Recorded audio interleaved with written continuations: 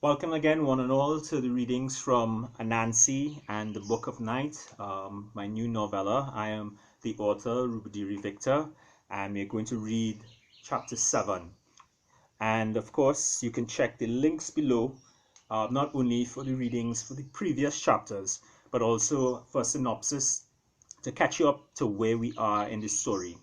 Basically, Anansi in the Book of Night, what has happened thus far, very short, but you have to get the details reading below, is that the set of disappearances of animals in the kingdom. Anansi is on the investigation. She's discovered a conspiracy with 7 members of the Council of Elders, led by Tiger Cat, and with some shadow animals. And there is, at far away from the kingdom, there's a tower where the kidnapped animals are, and some strange, mysterious something happens. They enter this massive stone tower, there's a flash of light, and they all disappear.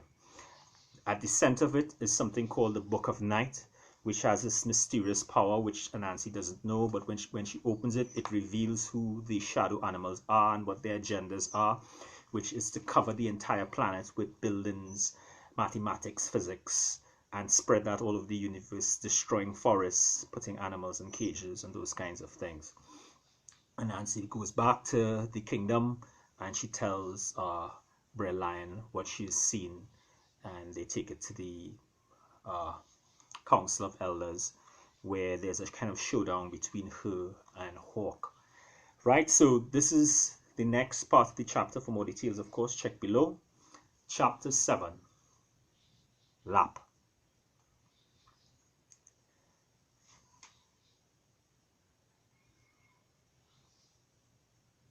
Anansi had not had dinner with her family for a while, so it was nice to be around them in this chaotic time.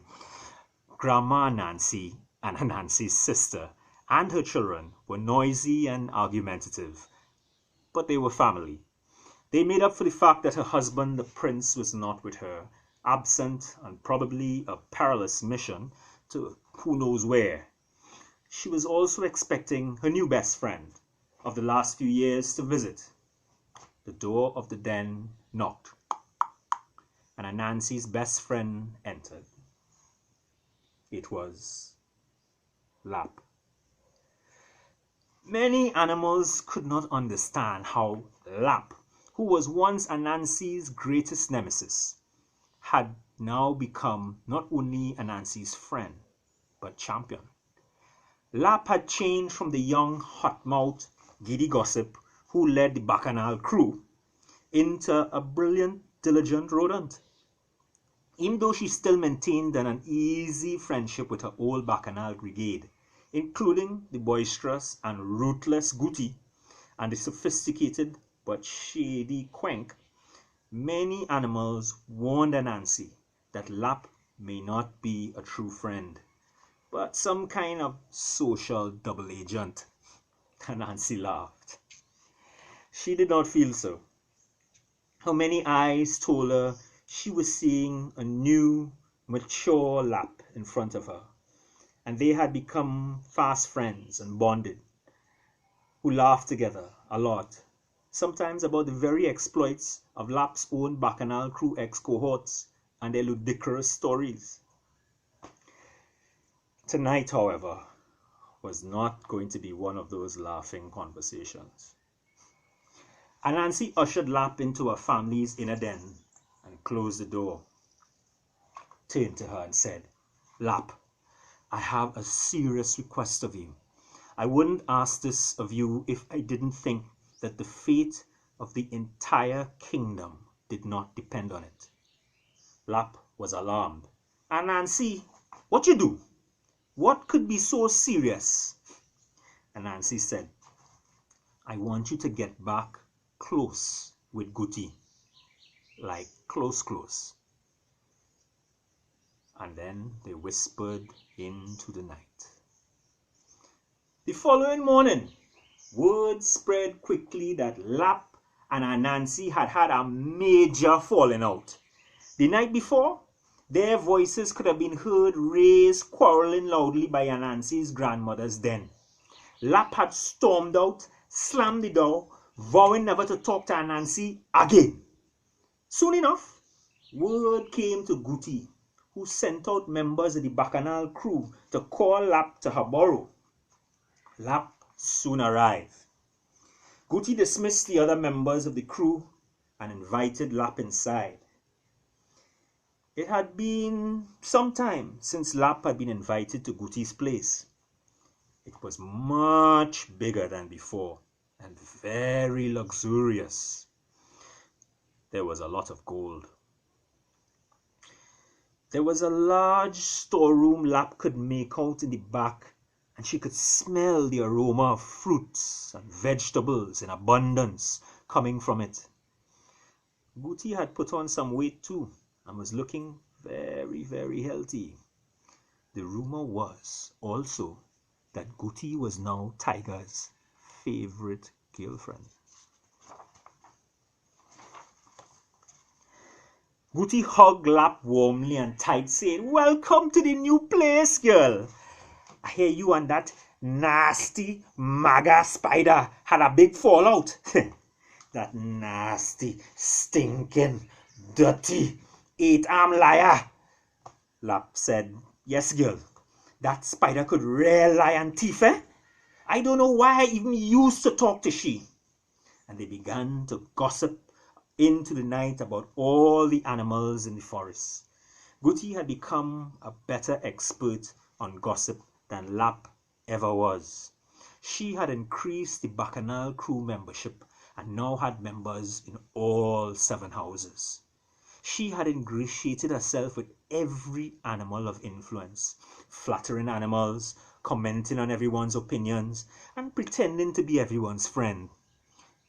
That is, of course, apart from the animals she had on her enemies list. Those animals she ruthlessly character assassinated every chance she got. She spread false rumors about her enemies clinically. And every time they countered her false statements, she just invented a better lie and a bigger lie and spoke it louder. Somehow, this unfortunately worked, and animals believed the bigger lies. In this way, Guti spread her influence across the kingdom without ever holding office.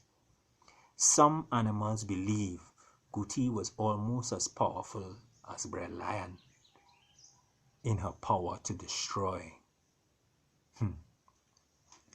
Guti was loving the audience with Lap, reveling in the ability to show Lap how much she had expanded the Bacchanal crew ever since Lap's abdication, and showing Lap just how powerful she had become, just how much information she controlled, and just how much she was now at the center of the real business of the kingdom. Lap asked her Guti about Tiger Cat, and Guti began to blush. Lap said she believed that Tiger Cat should take over from Lion because Lion didn't know how to solve the issue of the missing animals and was causing the forest to go into drought. Guti interrupted Lap. "Girl, you must let me hook you up, eh? Tiger Cat gets fruits and vegetables for all of us. Tiger Cat is doing business with some animals in another kingdom that laden with food. Tiger Cat knows how to do business, girl. Not like stupid Lion." Lap was excited. Yes, please, organize some food for me." Lap then asked Guti what she thought of the missing animals. Guti looked at Lap and laughed. "Nobody that matter missing, and nobody that matter missing them. Girl, let me tell you a secret, eh? Tiger Cat does like to drink, and sometimes when he drunk, he does talk in his sleep." She said this and blushed some more.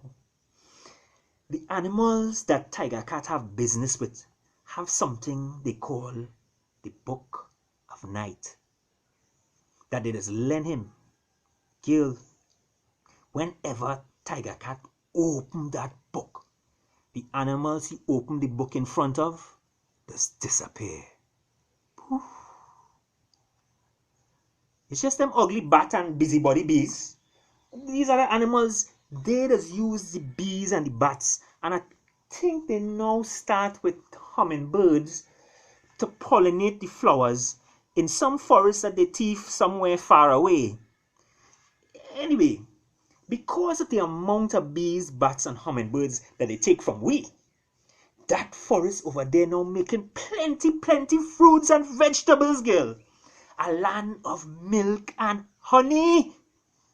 So much so that they could now afford to send we the excess fruit and vegetables that they growing back in that place that they thief, and they could send back even more to their own kingdom back home.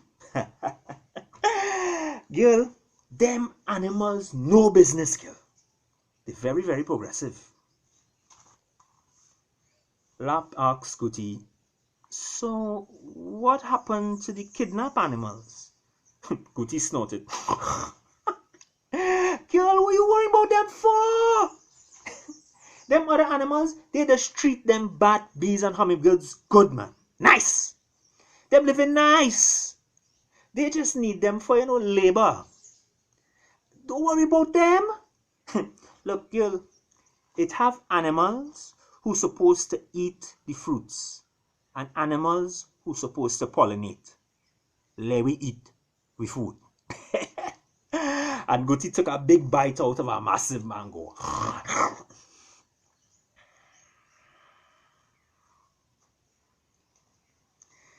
Anansi listened to Lap's recounting of the conversation with Goody, burning inside. So Tiger Cat had sold out his own animal brethren for carts of fruit. Anansi had seen the animals in chains with tears in their eyes and doubted very much that they were being treated nicely. More terrifyingly, Anansi had seen into the soul of the shadow animals and seen how cold and dead it was, and how limitless their appetite was. She could visualize a possible future where all animals were in chains, pollinating stolen fields and forests for the shadow animals, reaping fruit they would never taste. No, the shadow animals were not to be traded with. The shadow animals were to be stopped.